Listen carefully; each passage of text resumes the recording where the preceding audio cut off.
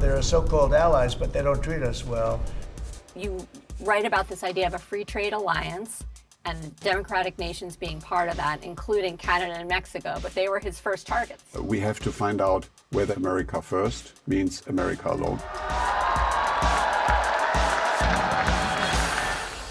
Hello, I'm Jamie Heller. I'm editor-in-chief of Business Insider, and I'm here with Mathias Döpfner, who is CEO of Axel Springer, which is the owner of Business Insider, and therefore you are one of my bosses. Pleasure to be here. In addition to being the CEO, are also an author of a book now republished as Dealing with Dictators, a CEO's Guide to Defending Democracy.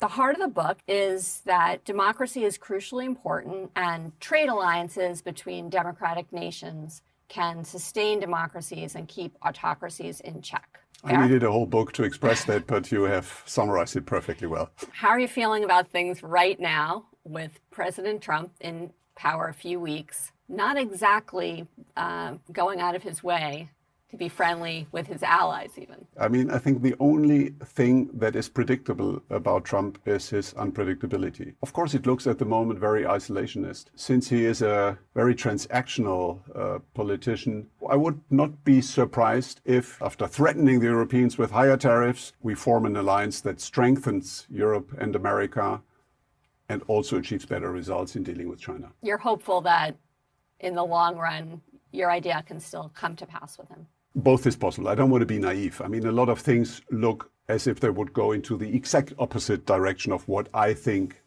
is reasonable. But we have seen in many cases that things turned around. China will be sooner or later the biggest economy in the world, and a non-democratic country as the dominating economy in the world will have a political impact. And so I think it is of overriding importance to change that. Trump took that tough stance to China, and now we have to find out whether America first means America alone, or whether the administration realizes that to achieve more symmetry in dealing with China and with other non-democracies, that you need partners. And here, the European Union is the first priority.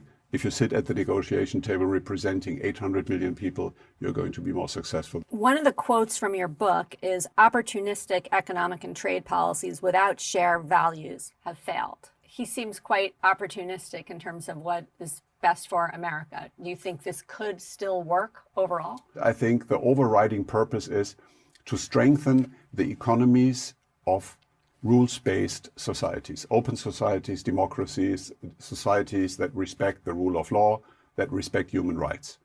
And if the biggest democracy in the world, the United States of America, is giving up all its principles and says a fast deal, whatever it costs ethically or whatever it costs with regard to our institutions, and I don't care about the rule of law, then I think we are in trouble. Tell us what's going on in Germany. Everything we're hearing is just that the economy's in a terrible slump, and is politics a way out, or like what do you see as the way forward for what was once a major economic power? There is recession, so the economy is in very bad shape. There is a lack of innovation. There is a big amount of unnecessary regulation. The German energy policy is particularly unreasonable. On top of that, we have made this mistake with regard to migration. Of course, we felt, for good reasons, victims of genocide have to be welcomed by Germany. The problem was that there was no criteria who is allowed. There were even initiatives that were embracing all forms of migration, regardless who and why and from where and whether it's legal or not legal. It's now in Germany a moment where either we completely regroup and we really start afresh with a different mindset and with a determined reform policy, or the perspectives of Germany are very bad and it's not going to remain very long the third biggest economy in the world. Some people are saying right now that with a potential trade war between Europe and the US, which is exactly what you think shouldn't happen, China would end up getting the last laugh. Let's imagine Europe and America are successfully split because, I don't know, of failed diplomacy, failed trade negotiations. What's the alternative for Europe? Europe then has to lean towards China. That is already dependency. If China decouples from the German car industry, which they have partly done, the German car industry is suffering, the German labor market is suffering, it's catastrophic. If that can be continued, Europe becomes a colony of an authoritarian country like China, where the Communist Party rules. Good luck for Europe. We will be then truly a theme park for Asian tourists, no value creation in Europe really, and full dependency on China. That would be a different world order. Catastrophic. That may not happen. And if, again, America first means America alone, then I think it is not going to work. What did you think a couple of weeks ago when the China developed AI chatbot DeepSeek hit the scene? Like, what went through your mind? I was not totally surprised about it. Who is leading in artificial intelligence will lead economically and will lead in the long run politically. That is the big power question. China is great in copying and taking what they need and then developing further, faster, and with a different system of regulation. In China, the only criteria is what serves the well-being of the central Chinese state, of the Communist Party. Long term. Long term, by the way, the very important long term. They don't think in 4-year terms next election. They don't care. It's anything not, like that. It doesn't exist. So they have decades, hundreds of years as a time horizon. So very long-term strategy and basically ruthlessly doing what serves this big project, which is, by the way, explicitly to be the dominant economy in the world. And given the fact that there are 1.4 billion people, they have data about the daily behavior, about personal views, health data, makes it very probable that China sooner or later is going to lead here. I think we should not overrate the DeepSeek phenomenon, and it was really quite interesting how the stock market reacted with 1 trillion basically losses in one day. Quite unique. It shows also the sensitivity, and it shows that a little startup can basically shake up the entire capital markets, the world, because it is a symbol for exactly that phenomenon. Oh, China could take the lead. When Trump and he had all the Silicon Valley folks at his inauguration, and it was, let's go, we're taking AI, we're going for it. Did you feel like, great, good for democracy, or whoa, bad for humanity? Potentially both. I really have these kind of mixed feelings here because in general, the approach to embrace the opportunities of AI is the right one. Naive regulation is very bad. Ideological regulation is harmful, but we need to define certain rules. If there are no rules, if everything goes, it's going to end catastrophically. And I'll just give you one example. It is about intellectual property.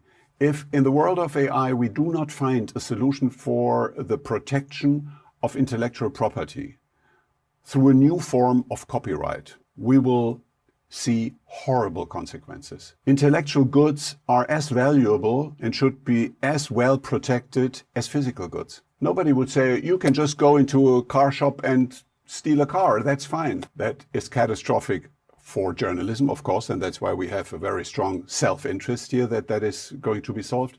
But it's also going to be catastrophic for music, for film, for the entire creative industry. The risks to intellectual property, I mean, that is your whole business as a media company. True. And you did a deal with OpenAI on behalf of Axel Springer Properties. I mean, do you feel like, how much does this keep you up at night? Do you feel like we're on the right track? You feel there's more to do? Like, no, we are on the right track. And just to explain that deal in the shortest possible form, it was important to establish the principle that if somebody wants to use our content, our data, the company has to pay for that. There need to be a revenue stream. That was the decisive principle. That can be either established by law or it can be established by deals. And since law takes too long, we thought we got to do it through a deal. That's just a first step. But I think in general, things are moving into the right direction. I'm really optimistic that AI can be a golden moment of journalism. We have to rethink journalism on many levels. My bet is very simple. If there is more and more unclarity, what is a fact, what is a rumor, what is a intentional manipulation or a deep fake, it helps to focus on investigative research and reporting and being there where nobody else is and seeing things that nobody else has seen. If we achieve to be the destination of trust, and there's a kind of guarantee that this brand gives that they have tried everything to inform as balanced, as correctly as possible, then I think we will be incredibly attractive. Thank you for your time. It's Thank great you to very speak with much. you.